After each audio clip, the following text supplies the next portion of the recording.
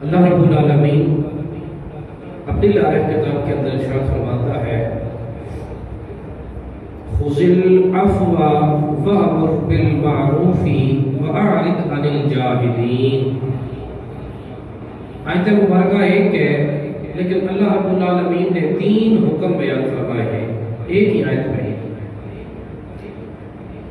فرمایا خذ العفو، محبوب اگر آپ کا کوئی گناہ کر بیٹھے، کوئی زیادتی ہو جائے اس سے، اگر وہ معافی مانگے تو فرمایا خذ العفو، آپ اسے معاف فرما دیجیے، اور اپنے غلاموں کو بھی حکم دے دے کہ اگر تم میں سے کسی سے کوئی خطا ہو جائے، خطا کرنے والا شرمندگی کا اظہار کر لے، دل میں خوف خدا آ جائے، اس گناہ سے معافی مانگ لے اور معذرت کرنے لگ جائے تو تم نے اکڑ نہیں جانا، فرمایا تمہیں اسے معاف کر دینا چاہیے۔ پہلا حکم ہے جی معاف کرنے کا۔ انشاءاللہ کریم معاف کرنے کی فضیلت کیا ہے اس میں 2-4 حدیثیں آپ کے سامنے رکھوں گا۔ آگے اللہ رب العالمین نے فرمایا وَأْمُرْ بِالْمَعْرُوفِ، اللہ فرماتا ہے محبوب اپنے غلاموں کو بتاؤ کہ یہ اچھائی کا دوسروں کو حکم دے، یعنی کسی سے اگر کوئی بات کرنی ہے تو وہ غلط بات نہ کرے، اچھی بات کہے، کیونکہ میرے آقا سرور کونین صلی اللہ علیہ وسلم کا فرمان علی شان ہے کل معروف صدقہ، تمہاری ہر اچھی بات تمہارے لیے صدقہ جاریہ بن جاتی ہے۔ تم زبان سے اچھے کلمات ادا کر دو، یہ تمہارے لیے صدقہ جاریہ ہو جائیں گے۔ اگر تو کوئی تمہاری بات کو مان کر عمل کر لیتا ہے اور اچھے اعمال شروع کر دیتا ہے، جب تک وہ اچھے عمل کرتا رہے گا، کرنے والے کو ثواب بعد میں ملے گا، آپ کی وجہ سے کر رہا ہے، اللہ آپ کو پہلے اجر عطا فرمائے گا۔ اللہ نے پہلا حکم دیا کہ ایک دوسرے کو معاف کرو، اور اللہ رب العالمین نے دوسرا حکم دیا کہ کسی سے غلط بات نہیں کہنی، ایک دوسرے کو گالی نہیں دینی، والدین کی نافرمانی نہیں کرنی، بلکہ فرمایا وَأْمُرْ بِالْمَعْرُوفِ، خود بھی اچھے کام کرنے ہیں اور اچھے کام کرنے کی دوسرے کو تاکید بھی کرنی ہے۔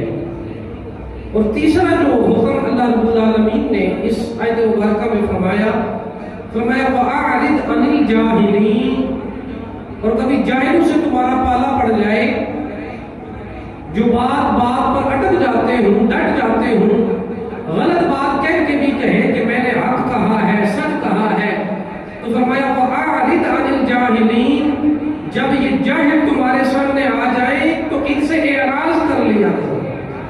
اور ایک اور مقام پر فرمایا وَإِذَا خَاطَبَهُمُ الْجَاهِلُونَ فَقَالُوا سَلَامًا، جب تمہارا پالا جاہلوں سے پڑ جائے تو انہیں سلام کہہ کے ان سے گزر جایا کرو، کیونکہ جاہل کے سامنے جس وقت کوئی دلیل رکھی جاتی ہے تو وہ اپنی آڑ کے سامنے اس دلیل کو بھی نہیں مانتا۔ تو فرمایا ایسا نہ ہو کہ قرآن کا اور حدیث کا منکر بن جائے، اس لیے اس کے ساتھ بحث کرنے کی ضرورت نہیں ہے۔ جو دوسری آیت مبارکہ میرے دوران خطبہ پڑھی، اللہ فرماتا ہے کنتم خیر امۃ اخرجت للناس، تم ایک بہترین امت ہو، خیر امت ہو، تمہیں اخرجت للناس تأمرون بالمعروف وتنہون عن المنکر، تمہیں اس لیے پیدا کیا گیا ہے کہ بھلائی کا حکم دو، وتنہون عن المنکر، برے کاموں سے روک دو دوسرے کو۔ اللہ رب العالمین نے 2 مقامات پر ذکر فرمایا اور دونوں مقامات پر یہی کہا اچھے کام کرو اور اچھے کام کرنے کی تلقین دو، فرمایا برے کاموں سے بچو اور برے کاموں سے دوسروں کو بھی بچائے رکھو۔ پہلا جو حکم اللہ نے فرمایا خذ العفو، دوسروں کو معاف کرنا، میرے آقا سرور کونین کا فرمان ہے معاف کرنے والا بزدل نہیں ہوتا بلکہ وہ بڑا ہی بہادر ہوتا ہے، اور فرمایا جو معافی میں پہل کرتا ہے اللہ اسے جنت بھیجنے میں پہل کرے گا۔ فرمایا جو خطا پہ ہونے کے باوجود اس کے ساتھ زیادتی ہو گئی، اگر اس سے درگزر کر کے اپنے مسلمان بھائی سے شروع کر لیتا ہے تو اللہ اس پہ اس کی عزت کو کم نہیں کرے گا بلکہ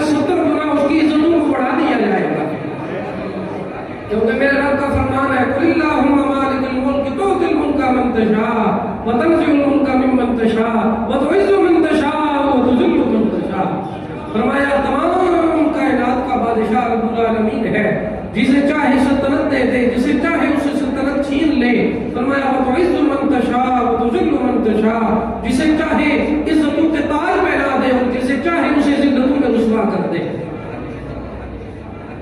حضور صلی اللہ علیہ وسلم کے غلاموں ایک بات واضح ہو گئی، پورا زمانہ مل کے اگر کسی کو بدنام کرنا چاہے، رب نہ چاہے تو بدنام کر سکتا نہیں ہے. اور اگر رب عزت نہ دینا چاہے، پورا زمانہ اسے حاجی صاحب پہ آکھے، اسے عزت مل سکتی کبھی نہیں ہے. یہ بات اپنے ذہن میں بٹھا لے کہ عزتوں کا حقیقی مالک جو ہے وہ رب العالمین کی ذات ہے. انسان اگر اپنی شخصیت پہ غور کرے تو اس کی پیدائش ایک اس پانی کے قطرے سے ہوئی ہے.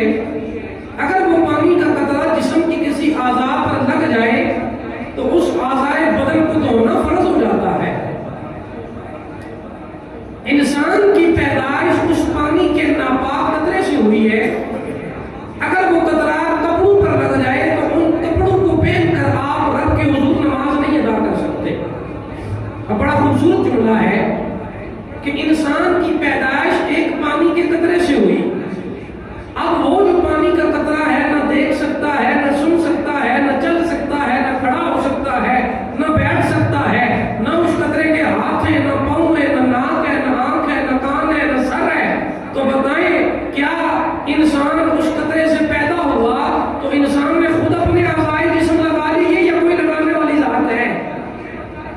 اللہ کو پہچاننا ہو تو فرمایا اپنی ہستی سے پہچان. اپنے اعضائے بدن کو دیکھ تو تجھے رب یاد آ جائے گا اور رب کو تو پہچان لے گا. فرمایا انسان کی پیدائش اس گندے قطرے سے ہوئی ہے، لیکن اس قطرے میں کوئی جان نہ تھی، کوئی اس کی آنکھ نہ تھی، ہاتھ نہ تھے، پاؤں نہ تھے. فرمایا اللہ کریم نے کن فرمایا تو فیکون ہو گیا. انسان ہر لمحہ عاجز ہے. آج انسان اتنا طاقتور ہو چکا ہے کہ مہینوں کا سفر جو اگر پیدل کیا جائے تو کئی سال لگ سکتے ہیں، کئی مہینے لگ سکتے ہیں. آپ توجہ کریں گے تو آپ کو بات سمجھ آئے گی. آج اللہ رب العالمین کی عطا کردہ طاقت سے انسان اتنا ترقی کر چکا ہے کہ ہزاروں ٹن لوہا اس کے اندر کئی سو لوگوں کو سوار کر کے ہوا میں اڑان بھر کر کئی دنوں کا سفر وہ چند گھنٹوں میں طے کر دیتا ہے. انسان کے پاس اتنی طاقت آ چکی ہے، لیکن اللہ نے عاجز اتنا رکھا ہے. فرمایا تو اپنی طاقت سے تو کر سکتا ہے، لیکن رب نہ چاہے تو تم نہیں کر سکتا. انسان اتنا طاقتور ہے کہ اتنے بڑے بڑے کام کرتا ہے، لیکن پوری دنیا کے سائنسدان مل جائیں تو مچھر تو دور کی بات ہے، مچھر کا پر نہیں بنا سکتے. ابھی سوچنے کی بات ہے کہ مچھر کتنا سا ہے، ایک بے جان چھوٹا سا پرندہ ہے، لیکن اللہ نے انسان کو عاجز رکھنے کے لیے یہ طاقت نہیں دی کہ جو رب کر سکتا ہے وہ رب بھی کر سکتا ہے، انسان نہیں کر سکتا. حضور کے غلاموں اللہ فرماتا ہے خذ العفو، دوسروں کو معاف کرنا سیکھو. جو انسان کسی دوسرے مسلمان بھائی کو معاف کرتا ہے، میں نے عرض کی اللہ اس کی عزت میں کمی نہیں ہونے دیتا، بلکہ اگر اسے پہلے 20% عزت دی جاتی تھی تو اب اللہ کریم اسے 70 گنا زیادہ عزت عطا فرمائے گا. پتہ چلا معاف کرنے والا انسان بے عزت نہیں ہوتا، بلکہ اسے اللہ کیا عطا فرماتا ہے؟ اللہ کریم اسے عزت عطا فرماتا ہے. اور فرمایا وَأْمُرْ بِالْمَعْرُوفِ، نیکی کا حکم دو، خود بھی نیکی کرو اور دوسروں کو بھی نیکی کی تلقین کرو. حدیث پاک کے اندر آتا ہے جب انسان کوئی عمل کرنے کی نیت کر لیتا ہے، اللہ کریم نے 2 فرشتے مقرر کر رکھے ہیں. ایک کا نام کرامن ہے اور دوسرے کا نام کاتبین ہے. معزز سامعین، ایک انسان جب ایک عمل کرتا ہے، اچھا عمل کرتا ہے، اکیلا عمل کرتا ہے اور وہ اس کا عمل اللہ کی رضا کے لیے ہے، اللہ کی خوشنودی کے لیے ہے، اللہ کو راضی کرنے کے لیے ہے. اب کائنات کے اندر بسنے والے انسانوں میں سے جتنے انسان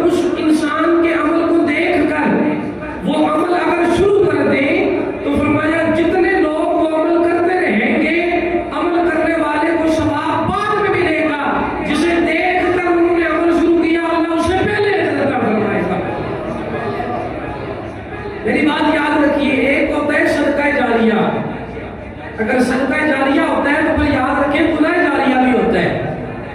اگر کوئی اچھا عمل کریں گے تو وہ کیا بن جائے گا؟ صدقہ جاریہ بن جائے گا. اور اگر آپ کوئی گندا عمل اس دنیا میں چھوڑ کر چلے جاتے ہیں، مثال کے طور پر اگر ایک باپ اپنے سگے بھائیوں سے ناراض ہو جاتا ہے، اب وہ دنیا سے چلا گیا، جب وہ والدین زندہ تھے اپنے باپ سے ناراض تھے یا اپنے بھائیوں سے ناراض تھے، تو والد کی وجہ سے ہو کر اس کے بیٹے بھی چاچاؤں سے بات نہیں کرتے تھے. اب وہ ان کا والد اس دنیا سے چلا گیا. یاد رکھنا اگر اس کے بیٹے اپنے چاچاؤں سے ملاقات نہیں کرتے، ناراضگی رکھتے ہیں، تو اس کا گناہ انہیں تو ملے گا، لیکن جب جب بات نہ کریں گے قبر میں باپ کو عذاب ضرور ملے گا. تو پتہ چلا جیسے صدقہ جاریہ ہوتا ہے اس طرح گناہ جاریہ بھی ہوتا ہے. آپ سوشل میڈیا کو لے لیں، اگر آپ کوئی گانا سنتے ہیں، فلم دیکھتے ہیں اور آپ اسے کہتے ہیں یہ جی بڑی اچھی چیز ہے، اسے شیئر کر دیتے ہیں آپ کے.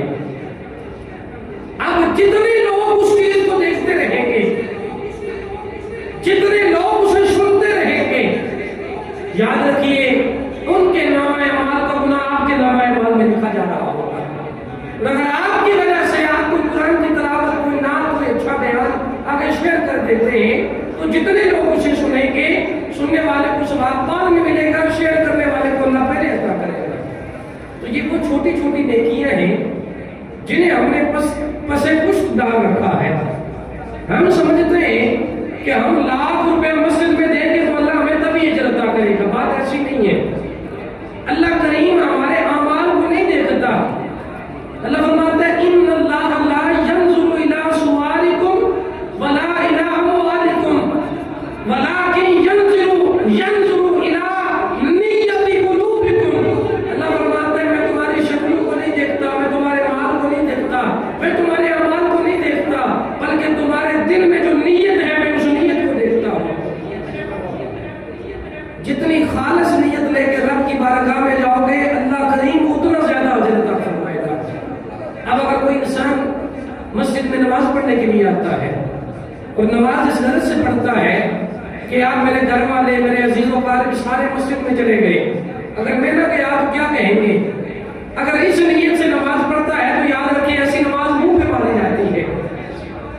اگر وہ اس نیت سے نماز پڑھتا ہے کہ میں نماز پڑھوں گا میرا رب مجھ پہ خوش ہو جائے گا، مدینے والے کی آنکھوں کو ٹھنڈک میسر آئے گی، تو یاد رکھنا ایسی نماز انسان پڑھ کے دعا بعد میں کرتا ہے، رب دل کی مرادیں پہلے پوری کر دیتا ہے. ایسے عمل کرنے سے میں کہتا ہوں بے قرار روحوں کو قرار مل جاتا ہے، رب عرشوں کا رحمان بھی راضی ہوتا ہے، مدینے کا سلطان بھی راضی ہوتا ہے.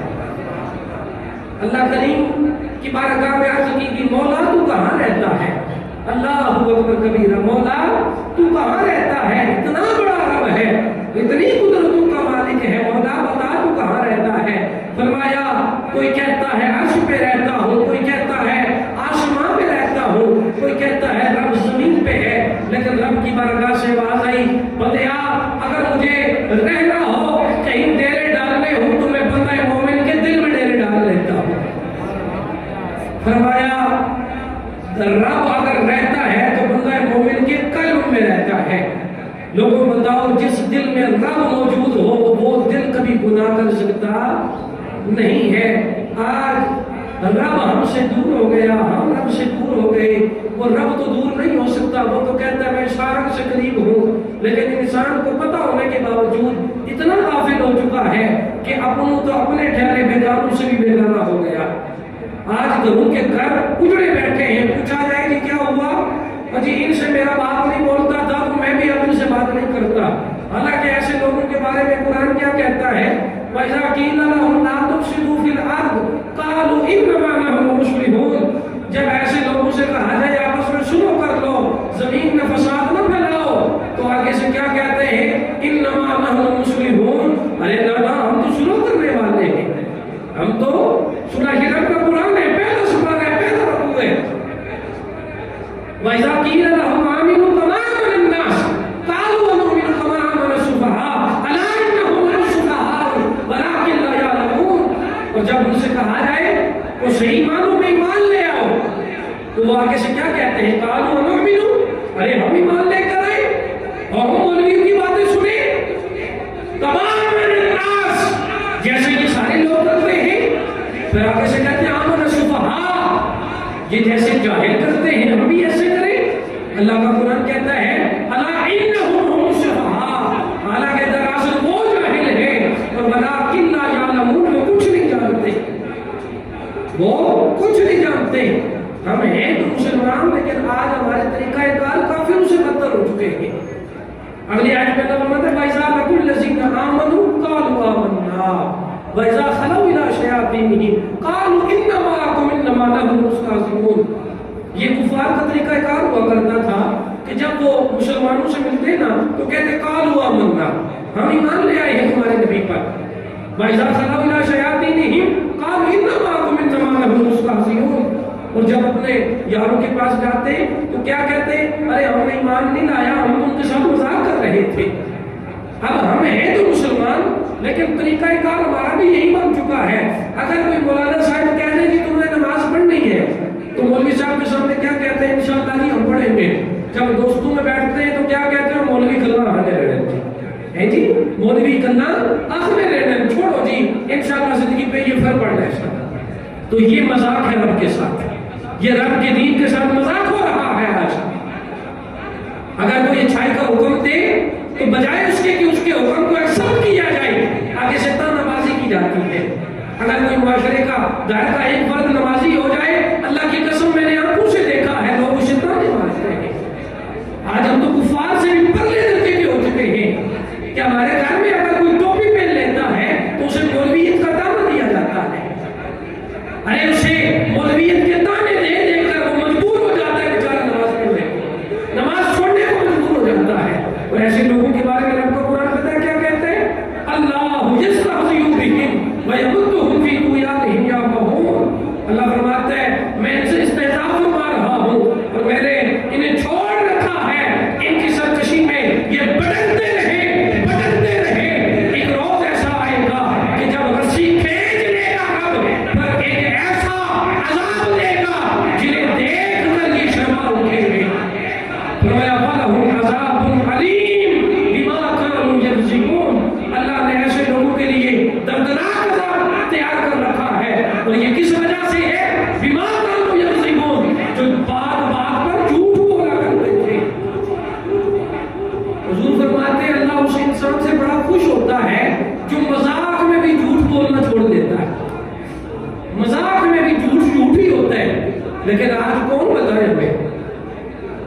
نماز کے بارے میں پوچھا جائے نماز پڑھی ہے؟ آج ہی پڑھی ہے جی، اور پڑھی تھا ہے جی، اور پڑھی ہے. پر جا کے آپ سنو جی پوری پڑھی ہے، مذاق کتنی کرنا. یعنی اب ہماری مذاق کتنی کمزور درجے کی ہو چکی ہے کہ ہم دین کو لے کر مذاق کرتے ہیں. تو پھر کہتے ہیں کہ مسلمان برباد ہو گیا. میں تو کہتا ہوں ایسا مسلمان تباہ ہو جائے اور برباد ہو جائے جو اللہ کے دین سے اور مصطفیٰ کے فرمان سے غداری کرتا ہے.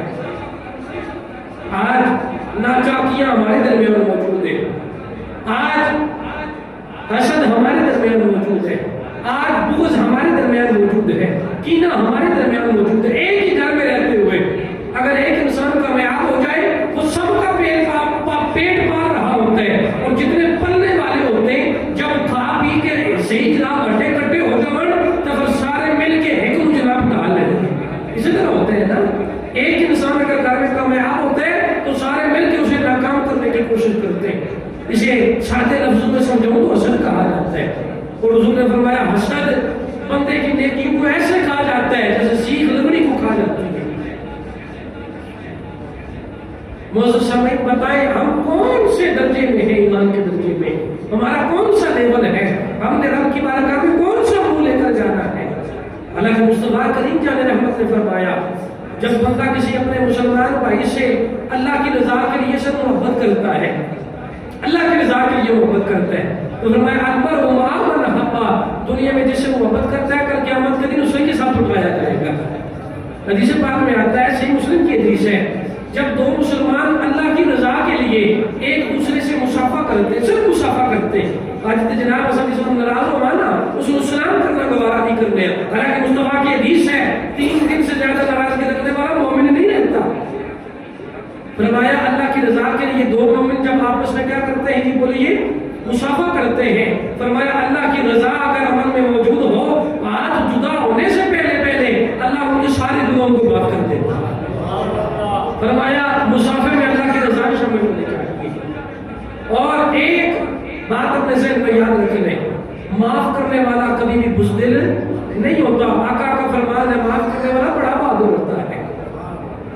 فرمایا جو معاف کرنے میں پہل کرتا ہے اللہ کریم سے جنت لے جانے میں پہل کرے گا. محمد علی صدا میں کہتے ہیں سبحان اللہ.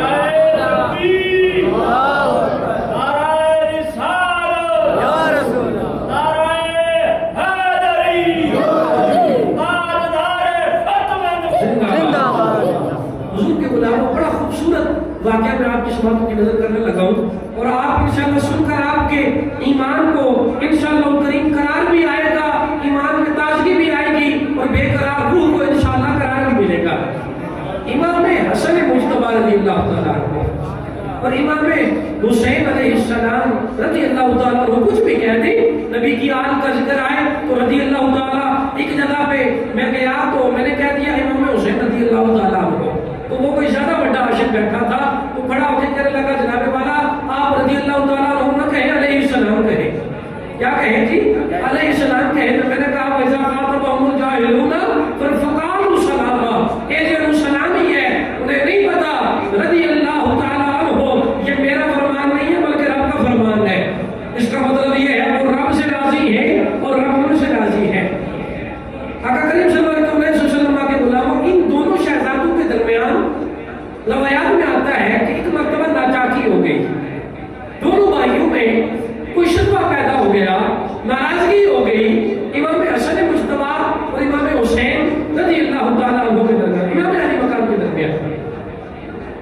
امام حسن اپنے گھر چلے گئے اور امام حسین اپنے گھر چلے گئے. اب خون رسول ہو تو مصطفیٰ کے فرمان پہ عمل نہ کرے یہ کیسے ہو سکتا ہے؟ ارے زہرا کے پتر ہو, علی کے شیر ہو تو مصطفیٰ کا فرمان سن کر عمل نہ کرے یہ کیسے ہو سکتا ہے؟ تھوڑی دیر گزری نا, آپ توجہ سے سنیں گے تو انشاءاللہ ایمان میں بڑی تازگی آئے گی. تھوڑی دیر گزرنے کے بعد امام علی مقام امام حسین رضی اللہ تعالیٰ عنہ نے اپنے کسی خادم کو امام حسن مجتبی کے پاس بھیجا اور یہ کہہ کر بھیجا کہ جاؤ میرے بھائی کو بتاؤ وہ چل کر میرے پاس آئے, آ کے مجھے راضی کرے تو میں ان سے تب راضی ہوگا. اب ناراضگی ہے, قاعدہ کلیہ تو یہ بنتا تھا امام حسین چھوٹے چل کے بڑے بھائی کے پاس جاتے, لیکن غلام کو حکم دیا جاؤ میرے بھائی کے پاس اور انہیں بتاؤ کہ وہ میرے پاس چل کر بھی آئے اور آ کر میری منت سماجی بھی کرے, میں تب ان سے راضی ہوگا. اب غلام گیا امام حسن مجتبی کے پاس. امام حسن مجتبی رضی اللہ تعالیٰ عنہ نے جب بھائی کا پیغام سنا تو انکار نہیں کیا, یہ نہیں کہا کہ میں بڑا ہوں. اب امام حسن مجتبی واقعی میں بڑے بھائی ہیں امام حسین کے, لیکن بڑے ہونے کے باوجود بھائی کا پیغام سنا تو آپ گھر سے چل دیے. جس وقت بوئے پہ اپنے بھائی کو دیکھا تو اٹھ کے استقبال کیا اور جھٹ سے گلے سے لگا کر امام حسن مجتبی نے کہا بھائی بتا یہ کیسا عمل تو نے اپنایا؟ ارے تو چھوٹا تھا تو میرے پاس چل کر آتا, قاعدہ تو یہ بنتا تھا, لیکن بتا یہ کیسا عمل ہے؟ تو امام علی مقام امام حسین کہنے لگے جو سنیے گا, کہتے ہیں بھائی جان میں نے اپنے نانا جان سے سن رکھا ہے جو ناراض ہو جائے دو بھائی اور جو راضی ہونے پہ پہل کرتا ہے اللہ اسے جنت بھیجنے میں پہل کرے گا. فرمایا جب سے میں نے یہ فرمان سنا تو میرے دل نے یہ چاہا کہ آپ بڑے ہیں, آپ مجھ سے پہلے شروع کر لیں تاکہ آپ مجھے حسین سے پہلے اللہ آپ کو جنت عطا کر دیں. حضور کی غلاموں یہ ہے تربیت فاطمہ, یہ ہے حضور کی تربیت. اور ہمیں بھی حضور نے یہی درس دیا کہ خذ العفو وامر بالمعروف واعرض عن الجاہلین. فرمایا غلاموں ایک دوسرے کو معاف کیا کرو, اور اللہ کی قسم معاف کرنے والا انسان چھوٹا کبھی نہیں ہوتا. انسان اللہ کی بارگاہ سے توبہ کر لے, جتنا مرضی بڑا گناہگار ہو اللہ کریم سچے دل سے توبہ کرے تو اللہ معافی عطا فرماتا ہے. حضور کے ایک صحابی ہیں جن کا نام ہے حضرت دہیہ کلبی رضی اللہ تعالیٰ عنہ. آپ ایک قبیلے کے سردار تھے ایمان لانے سے پہلے, اور دور جاہلیت کے اندر یہ ہوتا کہ کسی کے گھر میں بیٹی پیدا ہوتی تو بیٹی کو زندہ دفن کر دیا جاتا تھا. یہ آج پیغام ہے ان لوگوں کے لیے جو اپنی بہنوں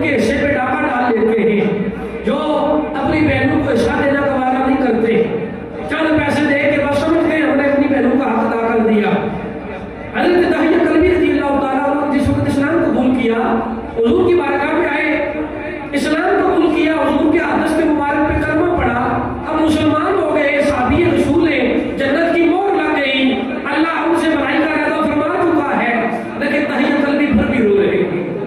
مصطفیٰ جان رحمت نے فرمایا تہیہ بتا کیوں روتا ہے؟ تو عرض کرتے ہیں یا سیدی یا رسول اللہ میرے اتنے گناہ ہیں، آپ کے ہاتھ میں کلمہ پڑھ لیا، اب مجھے یقین ہے رب معاف کر دے گا، لیکن آقا ایک گناہ ایسا ہے جس کے بارے میں ابھی بھی مجھے ڈاؤٹ ہے کہ رب معاف کرے گا یا نہ کرے گا۔ اللہ اکبر کبیرہ۔ تہیہ قلبی کہتے ہیں یا رسول اللہ میں اپنے قبیلے کا سردار تھا، ہمارے قبیلے میں جو بھی بچی پیدا ہوتی، بچہ پیدا ہوتا تو ہم اس کی اچھی پرورش کرتے، اگر بچی پیدا ہوتی تو میں سردار تھا، میں اسے اپنے ہاتھوں سے زمین میں درگور کیا کرتا تھا۔ یا رسول اللہ میں نے اپنے قبیلے کی 70 بچیوں کو زندہ دفن کیا ہے۔ آقا نے فرمایا جا غلام تو نے اسلام قبول کر لیا، اللہ معافی عطا کرے گا، پھر بھی تہیہ قلبی رو رہے ہیں۔ میرے آقا نے فرمایا تہیہ بتا اب کیوں روتا ہے؟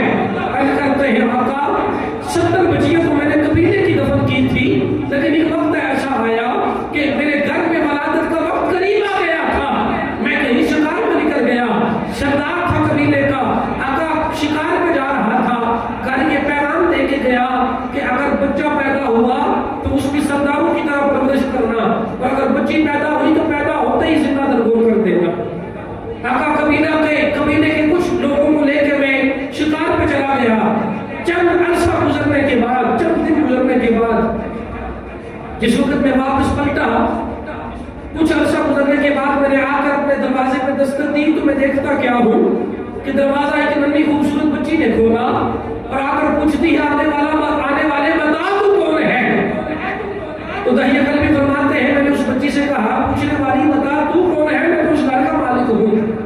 تہیہ قلبی فرماتے ہیں یہ لفظ کہہ رہے تھے کہ اس بچی نے زور سے مجھے سینے لگایا اور کہنے لگی بابا تو کہاں چلا گیا تھا؟ میں تو تجھے بڑی یاد کرتی تھی، اور بیٹیاں ویسے بھی باپ سے بڑا پیار کرتی ہیں۔ تہیہ قلبی کہتے ہیں جب مجھے یہ پتا چلا میں نے بیوی سے پوچھا کہ بتا یہ کس کی بچی ہے؟ تو بیوی مجبور ہو کے کہنے لگی ارے تہیہ خدا کا واسطہ ہے ایسے مت مارنا، میں ماں ہوں یہ نہیں دیکھ سکتی کہ میری بچی کو زندہ درگور کیا جائے، تو کہہ کے دیا تھا اگر بیٹا پیدا ہوا تو اچھی تربیت کرنا، لیکن بیٹی پیدا ہو گئی، ماں کی ہمت کو یہ سلام ہے، ماں کہتی ہے مجھے یہ ہمت نہ ہوئی کہ میں اپنی بچی کو خود دفنا دوں۔ تہیہ قلبی کہتے ہیں جس وقت یہ سارا منظر میری آنکھوں کے سامنے آیا، ایک طرف میری بیٹی ہے اور ایک طرف اپنے قبیلے کی 70 بچیاں ہیں، مجبور ہو گیا آقا میں اپنی بیٹی کو لے کر گھر سے نکل گیا اور بیٹی کو کہا ہاں بیٹی میں تجھے چند کھلونے لے کر دیتا ہوں، یہ کوئی قصہ کہانی نہیں ہے بلکہ روایت موجود ہے۔ تہیہ قلبی کہتے ہیں میں ایک جنگل میں پہنچا، میں نے ایک گڑھا کھودنا شروع کیا، کام کرتے ہوئے میرے ماتھے پہ پسینہ آ رہا ہے اور میری بیٹی اپنا دوپٹہ اتار کر میرا پسینہ صاف کر رہی ہے اور کہہ رہی ہے بابا آج کام چھوڑ دے تو تھک گیا ہے، آپ بابا گھر چلتے ہیں، میں نے تجھ سے چند باتیں کرنی ہیں، میں نے تجھ سے لاڑ لڑانے ہیں، آپ بابا میں نے تیرے سر میں تیرے گود میں سر رکھ کے آرام کرنا ہے۔ تہیہ قلبی کہتے ہیں وہ جس وقت گڑھا تیار ہو گیا آقا میں نے اپنی بچی کو دھکا دے کے اس گڑھے میں پھینک دیا۔ اللہ اکبر کبیرہ۔ آقا فرماتے ہیں تہیہ قلبی واقعہ سنا کر رو بھی رہے ہیں اور مصطفیٰ بھی رو رہے ہیں۔ تہیہ قلبی کہتے ہیں میں نے اپنی بچی کو گڑھے میں پھینکا اور میں نے مٹی ڈالنا شروع کی، بچی صدا لگا کے کہہ رہی ہے بابا اللہ کی قسم میں تجھ سے کچھ نہیں مانگوں گی اور میں تجھ سے کپڑے نہیں مانگتی، میں تجھ سے جوتے نہیں مانگتی، بابا ایک بات تو بتا تو مجھے کیوں مارتا ہے؟ بیٹی کہتی ہے بابا بتا تو اسے کیوں مارتا ہے؟ تہیہ قلبی کہتے ہیں میری بچی کی سانس نہیں نکل رہی تھی تو آخر میں نے ایک پتھر اٹھایا اور اپنے ہاتھوں سے پتھر اٹھا کر اپنی بچی کے سر میں مارا اور وہ آخری جملے آقا میں نے اپنی بچی کے خود کانوں سے سنے ہیں، جس وقت میری بچی کی روح تڑپ رہی تھی تو میں نے کان لگا کے وہ جملے سنے، میری بچی کہہ رہی تھی او نیلی آسمان والے مالک بتا اس نبی نے کب آنا ہے جس نبی نے آ کے ہم بیٹیوں کو عزت عطا کرنی ہے، بتا مالک اس نبی نے کب آنا ہے جس نے آ کر ماؤں کو عزت عطا کرنی ہے۔ میرے حضور کے غلام وہ تہیہ قلبی جو اتنا ظلم کرنے کے بعد آقا کی بارگاہ میں آئے، آقا کے دست مبارک پہ کلمہ پڑا، مسلمان ہو گئے تو اللہ نے صحابیت کا درجہ عطا فرمایا۔ حضور کے غلاموں کے مصطفیٰ کا فرمان دیتا ہے کہ تم گناہ کر کر کے رب کی بارگاہ میں جاؤ گے، سچے دل سے معافی مانگو گے، رب محروم نہیں رکھے گا بلکہ معافی عطا فرما دے گا۔ فرمایا تو بندیا مانگ تو صحیح، لا تقنطوا من رحمت اللہ۔ رب کہتا ہے بندیا میری رحمت سے مایوس نہ ہو، میری رحمت تو تیرے یہ سب گناہگاروں کے لیے ہے۔ فرمایا گناہ اتنے ہو گئے کہ زمین بھر گئی گناہوں سے، بندہ ندامت لے کر شرمندگی لے کر رب کی بارگاہ میں اپنی جبین نیاز کو جھکا لے۔ رب کہتا ہے بندیا سر جھکانا تیرا کام ہے، پھر معاف کرنا میرا کام ہے۔ میرا آخری پیغام اور بات مکمل ہے، اتنا بڑا رب ہے کہ اس سے بڑا کوئی نہیں ہو سکتا۔ رب سے بڑا بتائیں تو عزت والا ہے جی؟ رب کی جتنی جاگیر ہے، جتنی مملکت ہے، رب کی جتنی بادشاہ، اتنا بڑا کوئی بادشاہ آپ نے دیکھا کبھی؟ ارے اگر وہ اتنا بڑا ہو کر، اتنی طاقتوں والا ہو کر، اتنی قوتوں والا ہو کر ہم جیسے گناہگاروں کو معاف کر رہا ہے، تو ہم 2% کے انسان ہو کر، گناہگار ہو کر، بدکار ہو کر، سیاکار ہو کر، جنت میں ڈوب کر بتائیں پھر ہم ایک دوسرے کو معاف کیوں نہیں کرتے؟ جب رب معاف کر رہا ہے اتنی غلطیوں کے باوجود، تو اگر ایک بھائی سے غلطی ہو جائے تو دوسرا بھائی کیوں اس سے ساری زندگی ناراض رہتا ہے؟ اگر بہن ایک دفعہ ناراض ہو کے مائکے سے گھر چلی آئے تو بتاؤ کیوں نہیں بھائی اس سے منہ لگا کر بات کرتے؟ اگر بیٹی گھر چھوڑ کر خاوند کا گھر چلی آئے تو بجائے اس سے پوچھے کہ بتا تجھے کیا تکلیف ہے، اسے تانے دینا شروع کر دیتے ہیں۔ بتائیں کیا یہی درس اللہ کے قرآن کے مصطفیٰ کے فرمان نے ہمیں دیا ہے؟ اور میرے مصطفیٰ کریم نے تو آ کر بتایا ہے لوگوں کو بچیاں زندہ دفن کرنے کے لیے نہیں ہوتی، یہ تو سر کا تاج بنانے کے لیے ہوتی ہیں۔ میرے آقا کی حدیث ہے، فرمایا جسے اللہ نے 2 بیٹیاں عطا کی، اور بیٹی اللہ کی رحمت ہوتی ہے اور بیٹا اللہ کی نعمت ہوتا ہے۔ حضور کے علماء آقا فرماتے ہیں 2 بیٹیوں کی جس نے اچھے طریقے سے پرورش کی، انہیں اچھی تربیت کی، فرمایا دنیا میں تربیت کرنا اس غلام کا کام ہے، کل قیامت کا دن ہوگا جیسے یہ 2 انگلیاں جڑی ہیں اسی طرح وہ جنت میں میرے ساتھ اٹھایا جائے گا۔ حضور کے غلاموں جن جن سے آپ ناراض ہیں یا آپ سے کوئی ناراض ہے، میں نے رب کی قرآن کا پیغام آپ کو سنا دیا، آپ معاف کرنے میں پہل کریں، شروع کرنے میں پہل کریں، اللہ آپ کو اس آپ کی عزت میں کمی نہیں ہونے دے گا بلکہ دگنی چگنی آپ کی عزت کو بڑھا دے گا۔ اور اگر کوئی برا کام کر رہے ہیں تو اس برے کام سے اللہ کی بارگاہ میں توبہ کر لیں اور خود بھی نیک عمل کریں اور دوسروں کو بھی نیک اعمال کرنے کی ترغیب دیں۔ اللہ کی بارگاہ میں دعا ہے مالک کریم ہم سب کو اعمال صالحہ کرنے کی توفیق عطا فرمائے۔ وآخر دعوانا الحمدللہ رب العالمین۔